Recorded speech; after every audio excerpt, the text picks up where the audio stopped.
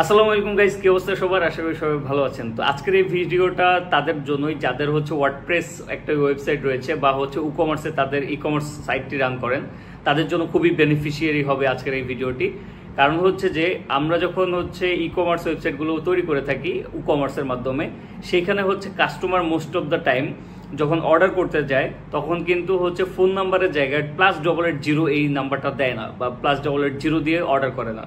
So ডিফল্টভাবে আপনি কিভাবে country কোডগুলো add করবেন, যে যেখান থেকে অর্ডার করুক না কেন, বাংলাদেশ থেকে অর্ডার করলে +880 হবে, ইন্ডিয়া থেকে +91 বা ইউএসএ থেকে +1 অটোমেটিকলি বসে যাবে। সেটা কিভাবে করবেন?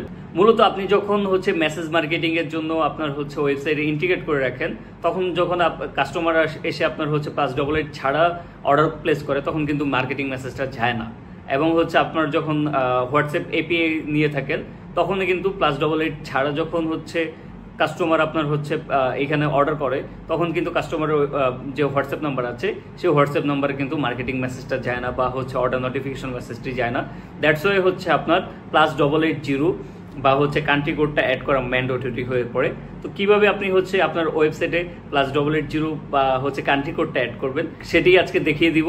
তো চলুন আমার স্ক্রিনে চলে যাই এবং সেখানে দেখে নেওয়া যাক কিভাবে আপনি কান্ট্রি কোডটা অ্যাড করবেন। আচ্ছা, সাপোজ আপনার কোনো একটা ইউজার এসে আপনার বারবোস বা আপনার বেলজিয়াম বা আপনার বাহরাইন, যেখান থেকে অর্ডার করুক না কেন, বা ব্রাজিল থেকে অর্ডার করলো, দেখেন অটোমেটিকলি কান্ট্রি কোডটা চেঞ্জ হয়ে যাবে।